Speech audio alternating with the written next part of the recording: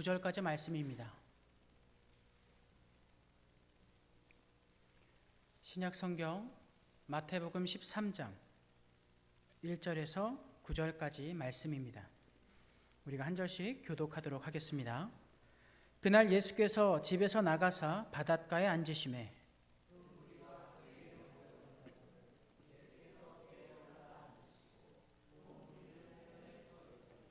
예수께서 비유로 여러 가지를 그들에게 말씀하여 이르시되 씨를 뿌리는 자가 뿌리러 나가서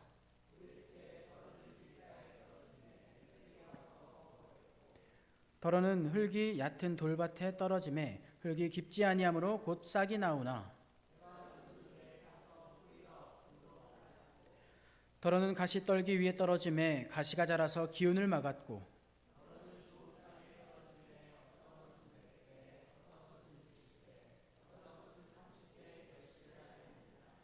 귀 있는 자는 들으라 하시니라. 아멘. 우리 함께 인사할까요? 하나님께서 함께 하십니다. 네. 성도님들께서는 마태복음을 그래도 꽤나 좀 읽어보신 적이 있으시죠? 네, 그렇죠? 이 마태복음 13장 하면은 우리에게는 떠오르는 주제가 있습니다. 마치 무엇과 같냐면 고린도전서 13장 하면 사랑이라는 주제가 떠오르는 것처럼 마태복음 13장 하면 천국이라는 주제가 떠오릅니다. 그래서 우리가 이 13장 말씀을 살펴볼 때 어떤 생각을 가지고 살펴보냐면 이것은 천국에 대한 말씀일 거야 라는 생각을 가지고 그것이 기본 바탕에 깔리면서 말씀을 읽어나갑니다. 물론 이 13장 말씀은 결국에는 천국 복음에 대한 이야기로 귀결은 되지만 명백하게 이야기하자면 좀 다른 부분이 존재합니다. 천국에 대한 예수님의 말씀은 31절에서 50절까지 나와 있습니다. 아마 다음 주 수요일에 이 본문을 우리가 함께 볼 것입니다. 그런데 그 외의 나머지는 다른 부분에 대해서 좀 집중하고 있습니다. 그중 오늘은 초반부에 나오는 이 내 밭에 뿌려진 이 씨앗의 비유에 대해서 함께 풀어가고자 합니다. 네 가지 밭에 떨어진 씨 비유에서 성도님들이 가장 잘 기억하는 문구는 무엇입니까? 아마도 좋은 땅에 떨어진 그 씨앗이 30배, 60배, 100배의 열매를 맺는다는 결론을 기억할 겁니다. 그리고 이 결론을 통해 우리는 막연하게 우리가 얻을 수 있는 수많은 이득에 관하여 상상하고 생각해 보게 됩니다. 그리고 이것으로 우리는 마침내 어떤 결론에 이르느냐면 이 말씀을 잘못 사용하기에 다다릅니다. 제가 신앙생활을 하면서 한 4번 정도 이 말씀을 잘못 사용하고 있는 성도님들을 만났습니다. 제가 어렸을 때부터 시작해서 지금까지 4번 정도 있는 것 같습니다.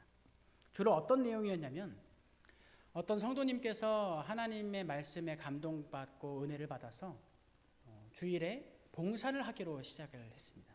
그래서 주일 봉사를 열심히 하고 그 봉사를 한 지 한 6개월에서 7개월 정도 지났을 때 다른 한 그 교회 권사님이 그 성도님한테 어떻게 이렇게 젊은 사람이 하나님 앞에 이렇게 충성을 다해서 봉사로 또 섬기느냐, 하나님께서 성도님의 일에 30배, 60배, 100배의 복을 채워주실 것이다, 이렇게 이야기를 하십니다.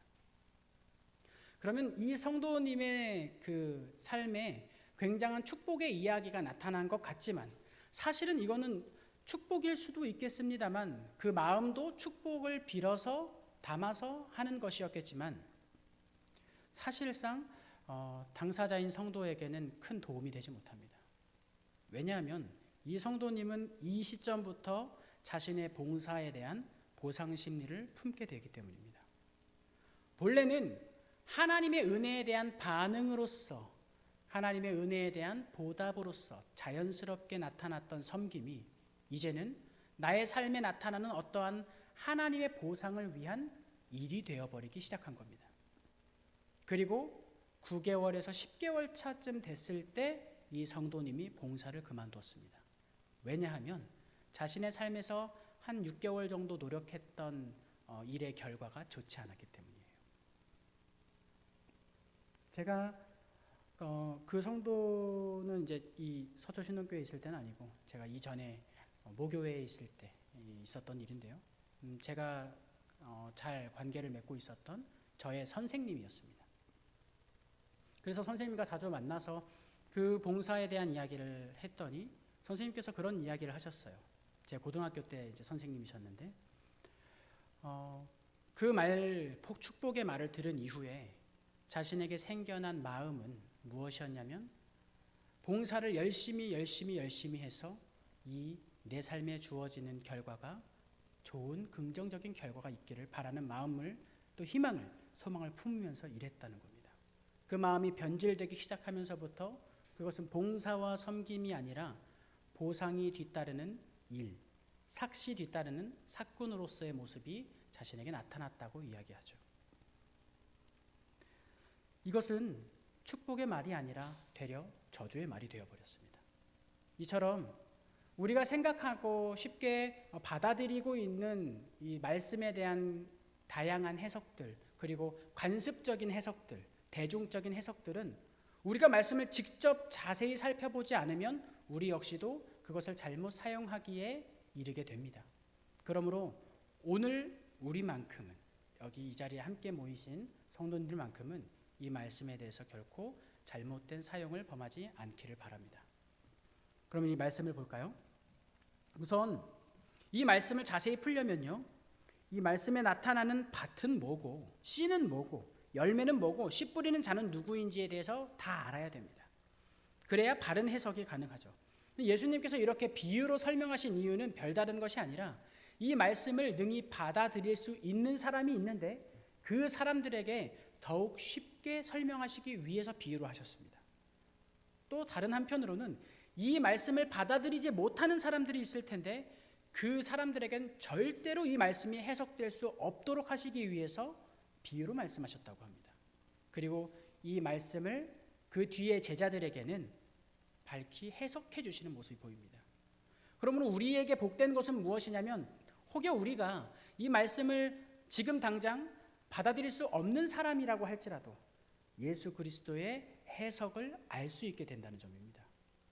그리고 그 해석을 바라봄으로써 이 말씀을 받아들이지 못할 수도 있었던 우리가 그 말씀을 통해 온전히 이 말씀을 내 속으로 깨우칠 수 있게 된다는 것, 그것이 우리에게 가장 큰 복이 될 겁니다.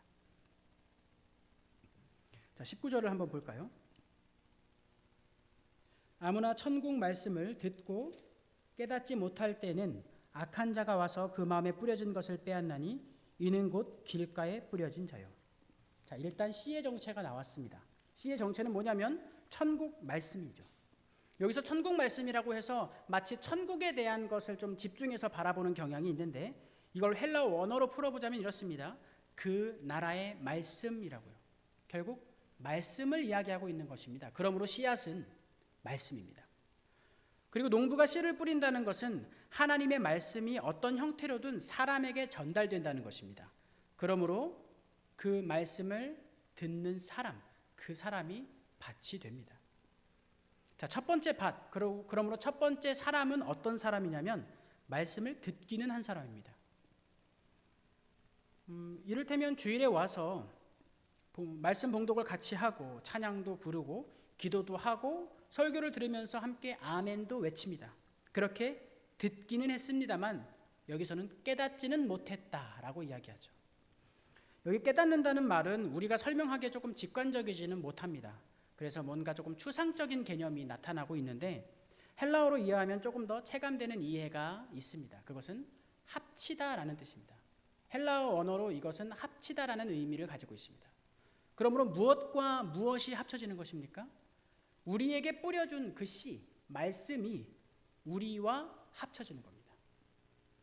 듣는 것으로는 이것이 합쳐지지 않는다고 이야기합니다. 듣는 것만으로는 이것이 그저 던져질 뿐, 우리에게 뿌려질 뿐 우리와 합쳐지지는 않는 것입니다. 그것이 우리와 합쳐지는 과정이 우리에게 존재해야 된다는 것이죠. 그러면 왜 이것이 합쳐지지 못하게 되는 것일까요? 성경은 이 합쳐지지 못한 이 말씀에 대해서 대표적인 예로 누구를 소개하고 있냐면 바로를 소개합니다. 바로는 하나님의 말씀을 들은 사람인가요? 못 들은 사람인가요? 들은 사람이죠. 모세를 통해 하나님의 메시지를 들은 사람이고 그 하나님의 존재의 어떤 그 위용도 경험한 사람입니다. 그러나 그 말씀이, 그 메시지가 바로에게 던져지긴 했으나 바로는 그것을 합치지 못했습니다. 그러므로 성경은 말하죠. 바로가 완악했다라고요. 바로 그 완악함이 이 첫 번째 사람의 특징입니다. 그런데 이것이 막상 우리의 삶으로 가지고 들어오면 조금 찔리시는 분들이 계실 겁니다. 네, 저를 포함해서 아마 많은 분들이 찔릴 것 같아요. 저는 이 말씀에 너무 큰 공감을 합니다. 저는 누구보다는 아니고요. 상대적으로 많이 말씀을 듣는 편이고요. 말씀을 보는 편이고 어쩔 수 없이 말씀을 많이 연구해야 되는 그런 사람입니다. 그런데 말씀을 연구하면서 가장 힘든 것이 무엇이냐면 설교를 풀어내는 것이 아닙니다. 가장 힘든 것은 이 말씀이 나에게 주어지고 이 말씀을 주일에 선포하기 위해서 이 말씀을 따라 살아가 보려고 합니다. 그러나 그것이 잘 되지 않아요. 그 말씀이 내 삶과 잘 합쳐지지 않습니다. 왜냐하면 단순합니다. 제가 완악하기 때문이에요. 제 삶이, 제 경험이, 세상이 말하는 여러 가지 정보가 하나님의 말씀보다 좀 더 효율적이고 효용 가치가 있다고 생각하는 마음이 있기 때문입니다. 그렇기에 하나님의 말씀을 그대로 제 가운데, 제 삶 가운데 합쳐내지 못하는 것이죠. 그런데 그러다가 바로를 묵상해 보면요, 제 마음이 문득 섬뜩해집니다.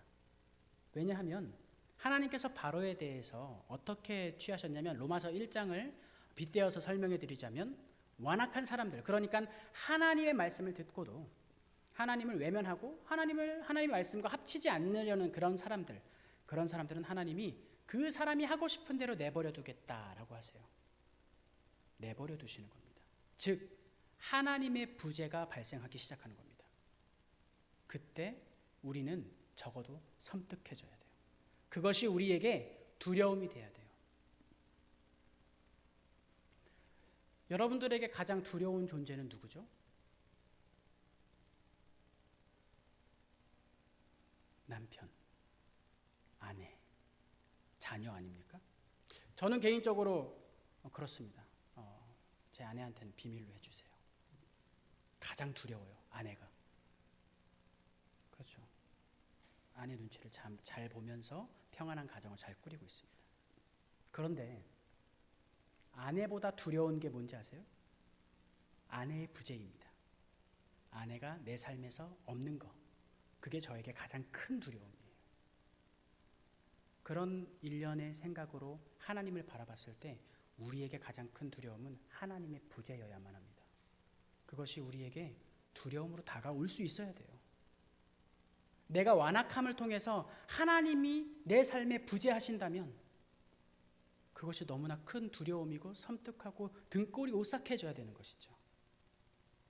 오늘 우리가 이 말씀을 통해 첫 번째 사람을 통해 그 하나님의 부재에 대한 두려움을 알아차릴 수 있길 바랍니다. 그럼 두 번째 사람을 볼까요? 20절로 21절입니다. 돌밭에 뿌려졌다는 것은 말씀을 듣고 즉시 기쁨으로 받되 그 속에 뿌리가 없어 잠시 견디다가 말씀으로 말미암아 환난이나 박해가 일어날 때에는 곧 넘어지는 자요. 이번에는 돌밭입니다.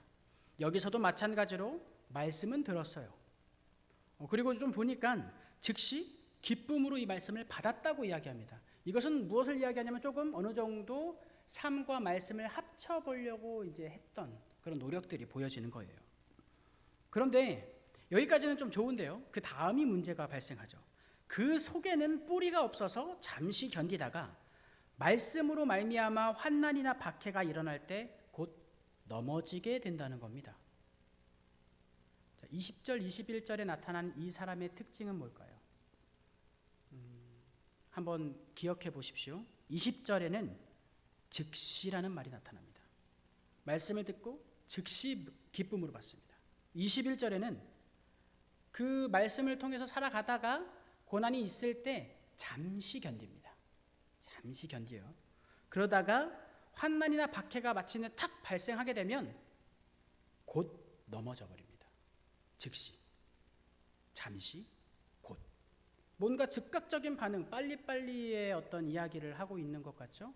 그런 결과로 미루어 볼 때 아마도 두 번째 사람은 한국 사람일 가능성이 높습니다. 굉장히 즉각적인 반응을 요구하기 때문이죠. 말씀을 듣고 빠르고 즉각적인 반응을 보이기도 하지만 그 사람은 그만큼 즉각적인 이득이나 보람이나 영적인 회복과 같은 여러 좋은 긍정적인 결과들을 추구합니다. 그러다가 이로 인해 좋은 결과가 아닌 조금 고통스러운 과정 혹은 조금 부정적인 결과가 나타나기 시작하면 바로 이 말씀을 버려버린다는 거예요. 그 뿌리가 없어서 그 씨앗을 포기해버린다는 겁니다. 그 바친 우리가, 그 사람이 그 씨앗을 잡고 있지 않게 된다는 겁니다.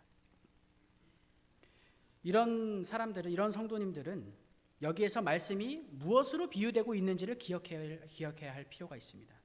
말씀은요, 씨입니다. 씨. 이 씨앗은 기본적으로 그것이 발아해서 새싹을 틔워내고 차근차근 자라서 이파리가 좀 상한 것도 떼어내는 작업을 거쳐 결국 열매를 맺게 되는 일련의 과정들이 있다는 것을 알아야 됩니다. 물론 즉각적인 응답들이나 긍정적인 결과들이 나타나기도 합니다만 대부분 하나님의 말씀이 나의 삶에 합쳐지는 그 과정은요, 꽤나 오랜 기간 동안 지속되어야만 그 결과가 조금씩 나타나기 시작합니다.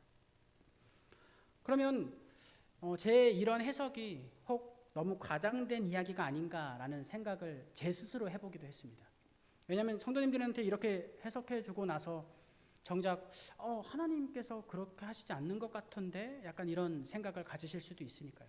그래서 제가 좀 하나의 예를 찾아냈습니다. 예는 너무 많아서 대표적인 예 하나만을 들어드리겠습니다. 출애굽한 이스라엘 백성들에게 하나님께서는 딱 한 가지를 원하세요. 그건 뭐냐면 너희가 나를 하나님 여호와로 믿어라. 그러면 나도 너희를 내 백성으로 삼아 너희를 지키고 선한 길로 그 약속의 땅으로 인도해내겠다라고 말씀하시죠. 다른 것은 없습니다. 딱 하나님 여호와라는 사실을 믿으면 되는 것입니다. 저 하나님은 내 하나님이야 라는 것을 믿으면 되는 것이죠. 그런데 이스라엘 백성들이 왜 가나안 땅에 들어가지 못했습니까? 하나님께서는 저 땅을 내가 너희들에게 넘겨주겠다, 넘겨주었다, 내가 너희들과 함께 하겠다, 내가 먼저 나가서 싸우리라, 내가 너희들에게 승리를 쟁취하여 주리라 라고 말씀하셨지만 그분이 그 말씀이 하나님 여호와임을 믿지 못했던 것이죠. 그래서 하나님의 하나님됨을 믿지 못했기에 그들은 가나안에 입성하지 못한 것입니다. 그리고 나서 그 말씀을, 그 하나의 메시지를 자신의 삶에 녹여내고 합치는데 몇 년이 걸릴까요? 광야에서 40년이 걸렸습니다. 그럼 40년 뒤에는 가나안 땅에 들어갔을까요? 네, 들어갔죠. 말씀과 합쳐지는 그때 그들은 가나안 땅에 들어갔습니다. 그러므로 여러분, 어떤 하나님의 메시지가, 하나님의 말씀이 성도님들께 너무나 좋고 감사하고 또 그렇게 살고 싶기를 갈망하는 그 마음이 불같이 일어날 때에, 그때에 잘 되지 않는다고 포기하지 마십시오.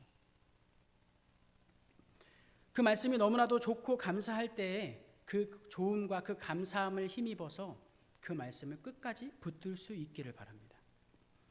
하나님께서 수많은 눈에 보이는 기적을 보여주셨던 그때 그 시절에도 40년이 걸렸습니다. 그런데 제가 볼 때는 성도님들은 그것보다는 훨씬 빠르게 말씀을 삶과 합치실 수 있을 겁니다. 아무리 길어도 제가 볼 때 한 13년 정도면 될 것 같습니다. 왜 이걸 13년이라고 말씀드리냐면 아브라함이 하나님께 이 아들을 약속받고 그 믿음을 인정받았을 때까지 걸리는 시간이 13년입니다. 86세에서 시작해서 99세 때 인정을 받죠. 그리고 그 말씀이 합쳐졌을 때 비로소 그 약속이 그 삶에 드러났습니다. 성도님들께서는 하나님의 말씀을 우리가 함께 소유하고 있고 이 말씀을 통해 말씀을 바라보려고 하는 열정과 하나님을 향한 신뢰감이 있기 때문에 이 말씀을 성도님들의 삶에 합치는 데 그리 오랜 시간이 걸리지 않을 겁니다. 최장 13년. 13년이 만약에 넘어가면은 그때 저한테 오십시오. 그러면 제가 좀 더 여러분들의 삶을 위해서 더 노력해서 기도를 해보도록 하겠습니다.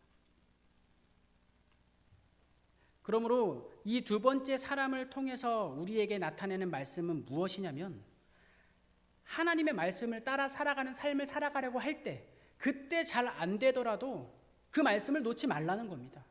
그 말씀을 끝까지 붙들고 하나님께 더욱 간구하면 간구했지 그것을 노하고 포기하고 그 자리에 주저앉지 말라는 것입니다. 그것이 바로 말씀을 사모하는 것에 대한 분명한 예시라고 볼 수 있겠습니다. 그리고 세 번째는 가시떨기 밭이 나옵니다. 이 사람 역시 말씀은 듣습니다. 지금까지 딱 보니까 다 사람들이 말씀은 듣는다는 것을 발견할 수 있죠. 주로 대부분 하나님의 말씀을 듣는 사람들을 위한 예수님의 메시지라는 겁니다. 그리고 살펴보니까 이 가시밭에 뿌려진 사람은 싹도 좀 틔우고 뿌리도 자라면서 조금 성장을 이루어냅니다. 즉 말씀이 그 삶과 일치되어 가는 그 과정 가운데 있는 것입니다. 마치 광야를 걸어가면서 하나님의 말씀을 인정하고 삶으로 취득하는 것처럼 그런 모습을 보이는 것이죠. 그런데 딱 하나 걸림돌이 존재합니다.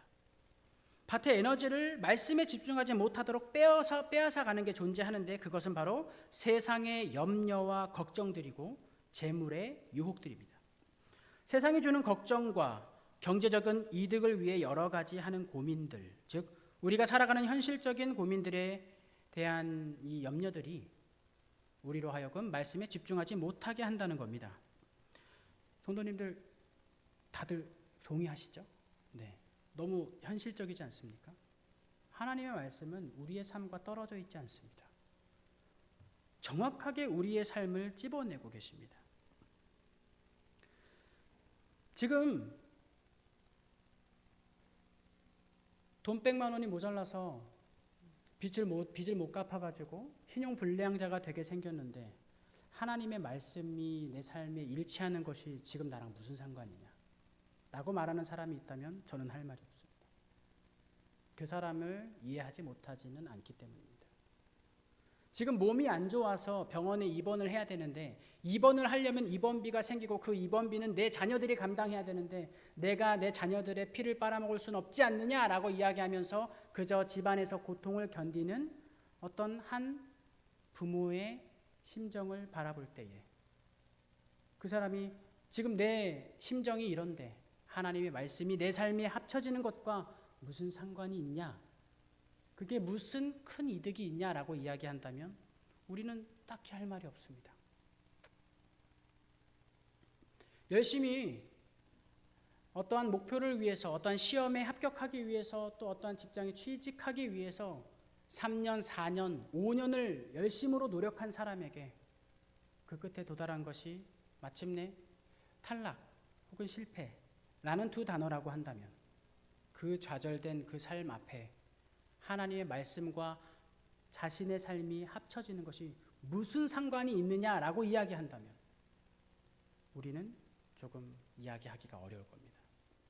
그런데요, 성경은 그 어려운 이야기를 이야기하고 있습니다. 그래, 그런 것들을 이해한다. 너희들의 가지고 있는 절망과 고통과 슬픔과 무너짐에 대한 그 깊이를 내가 알고 이해한다. 그러나 동의하지는 않는다고 이야기해요. 그럼에도 말씀이 너희의 삶에 합쳐지는 것이 더 중요하다고 이야기하는 거예요. 성경은 그게 더 중요하다고 이야기합니다. 여러분, 성경이 성도님들의 삶에 관심이 없어서 이것을 중요하다라고 이야기하는 게 아닙니다. 더욱 성도님들의 생명에 관심이 있기 때문에 하나님께서는 성도님들의 생명을 살리는 것이 목적이기 때문에 그것을 사랑으로 계시하는 것이 목표이기 때문에 더욱 말씀이 성도들의 삶과 합쳐지는 것이 중요하다고 이야기하는 거예요. 그러므로 성도 여러분, 말씀을 자신의 삶 가운데 나타내는 것에 대해서 가볍게 생각하지 마십시오. 여러분들의 생명보다 귀한 그 말씀이 여러분들의 삶에 합쳐지는 것을 하나님의 은혜와 거룩함으로 나타나는 감사의 제목이 될 수 있기를 바랍니다. 우리가 이것을 포기하지 않기를 바라요. 이 세 번째 말씀을 통해서 우리가 얼마나 이 말씀을 체감화하고 우리의 일체화하는 것이 얼마나 열심을 다해야 하는지에 대해서 조금 고민해보고 생각해볼 수 있도록 합니다. 그리고 마지막 네 번째 사람이 나타나죠. 이 네 번째 사람은 좋은 땅입니다. 말씀을 듣고 그것을 자신의 삶과 합쳐서 오랫동안 견디며 결국은 결실을 맺는 사람이죠. 자, 지금 제가 질문을 해볼 테니까 이거는 꼭 손을 들어주세요. 손가락을 드셔도 좋습니다. 조금 쑥스러우신 분이 있을 수 있으니까. 자, 내 생각에 나는 네 번째 사람인 것 같다 라고 생각하시는 분 손 들어보십시오. 너무 겸손하신 거 아닙니까? 그러면 좀 질문을 바꿔볼까요? 내가 이런 사람이라고 딱 이야기할 수는 없지만 내가 평생 살면서 아주 잠깐 동안은 이런 사람인 적이 있다라고 하시는 분들 손 들어보세요. 거짓말 치지 마세요. 여기 있는 분들은 적어도 이 질문에는 손 들 거라고 제가 예상을 하고 설교를 썼는데 이러면 좀 안 되는데요. 우리는 하나님의 말씀이 내 삶에 들어온 적이 있습니다. 그 말씀으로 내 삶을 나타낸 적도 있습니다. 그런데 모든 삶이 그렇지는 못하죠. 이 네 가지 밭의 비유는 곰곰이 생각해 보면요, 사람을 네 분류로 나누는 것이 아닙니다. 한 사람이 가지고 있는 인생에 그 사람의 밭에 네 가지 종류의 땅이 있을 수 있음을 이야기합니다. 우리는 좋은 밭을 가지고 있습니다. 그리고 그 밭에 씨앗 말씀이 뿌려지면 그 말씀을 받아서 우리는 금세 어느 정도 하나님의 말씀을 체감화하고 우리 삶에서 나타내는 지경에 이르기도 합니다. 그러나 내 삶의 모든 부분은 아니죠. 어떤 부분은 우리에게 돌이 있고요, 어떤 부분은 가시가 있고, 어떤 부분은 너무나 딱딱합니다. 그래서 피워내지 못하는 것이죠. 그런데 이 본문에서 사실 가장 중요한 것은요, 씨앗도 아니고요, 밭도 아닙니다. 사실 씨를 뿌리는 농부가 제일 중요해요. 하나님 말이죠. 자, 농부가 자신의 땅에 씨앗을 딱 뿌립니다. 씨를 뿌려요. 그런데 여기 한 부분에서 되게 잘 자라고, 여기는 가시가 있어서 안 나고, 여기는 돌이 있어서 안 나고, 여기는 길바닥이 딱딱해서 안 나요. 그러면 이 잘 자라는 곳만 이렇게 잘 남겨놓고 나머지는 다 다른 데다 땅을 팔아버리실까요?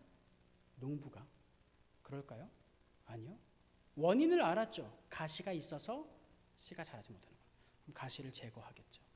농부가 제거합니다. 돌을 제거하겠죠. 딱딱한 땅을 갈아엎겠죠. 그것이 우리 인생의 과정 가운데 나타나는 겁니다. 하나님께서는요, 그 가시가 있는 땅을 포기하시는 분이 아닙니다. 그 가시를 뽑아내시는 분이에요. 밭은 그 가시를 뽑아내는 게 어렵죠. 왜냐하면 그 가시가 우리에게는 좋게 반영되기도 되기 때문이에요. 우리는 그 가시를 좋아할 수도 있습니다. 그 돌을 소중하게 여길 수도 있어요. 그러나 하나님께서는 그 가시를 뽑아내고 그 돌을 치워야만 합니다. 우리가 싫다고 아무리 떼써도, 아무리 굳게 잡고 있어도 결국 하나님은 그 가시를 제거하기에 이르십니다. 우리를 가시가 있는 채로, 돌이 있는 채로 내버려 두시지 않으세요. 하나님은 그런 분이 아니십니다. 그리고 그 가시를 제거하고 다시 그 땅에 씨앗을 뿌리는 거예요. 내년에 하나님께서 다시 그 땅에 씨앗을 뿌리는 겁니다. 그리고 그 씨앗이 열매가 맺힐 수 있도록 도우시는 겁니다. 가시가, 돌이, 밭이 갈아엎어지는 그런 일련의 과정들이 우리 신앙의 여정이 있는 것입니다. 그러므로 이러한 하나님을 우리 하나님으로 둘 수 있음에 감사하시기 바랍니다. 성도님, 이러한 말씀의 씨앗들이 30배, 60배, 100배가 되면 그 열매가 무슨 열매가 되겠습니까? 결국 말씀의 열매가 되는 것입니다. 그것이 내 삶의 말씀으로 나타나게 되는 것입니다. 그 삶에 내가 말씀으로 나타내게 되면 그 말씀이 나타나는 그것으로 하나님께서 60배, 30배, 100배의 영향력을 발휘하시는 겁니다. 우리가 하는 게 아니라 우리가 그렇게 피워낸 말씀의 열매가 하나님으로 하여금 많은 이들에게 전달되는 것이죠. 내 말씀의 하나의 열매가, 그 말이 그 행동이, 그 삶의 여정이, 신앙의 여정이 그 여러 사람들에게 하나님이라는 농부를 알게 해주는 겁니다. 그것이 바로 결실입니다. 그러므로 저는 여러분들을 이 시간 축복하고 싶습니다. 사랑하는 성도 여러분, 하나님께서 주시는 말씀을 여러분들의 삶에 합치어 그것으로부터 나오는 말이나 행동이나 성도님들의 삶의 여정을 통해 많은 주변 사람들이 하나님을 만나는 그 은혜의 순간을 직접 목격하십시오. 그것을 축복합니다. 제가 그것을 경험했을 때에 저는 살면서 또 사역을 하면서 가장 큰 기쁨을 느꼈습니다. 그러니 여러분들도 꼭 경험해 보시기를 축복합니다. 우리 이 시간 함께 기도하기를 원합니다. 이 시간 함께 기도하실 때에 먼저 하나님의 말씀을 대하는 우리의 모습이 무엇인지, 어떠한지 한번 살펴보시기 바랍니다. 그리고 내 안에 있는 돌, 가시, 많은 것들이 있겠지만 우리가 생각하고 있는 가장 큰 것 한 가지를 하나님께 맡겨 보십시오. 바로 그 자리에 하나님 말씀을 심어 주십시오. 말씀을 방해하는 가장 큰 가시, 가장 큰 돌, 가장 단단한 그 땅에 하나님 말씀을 심어 주십시오 하며 하나님께 간구하고 나의 삶을 내어드리는 이 시간 함께 기도의 간구 시간이 되길 바랍니다. 함께 기도하겠습니다.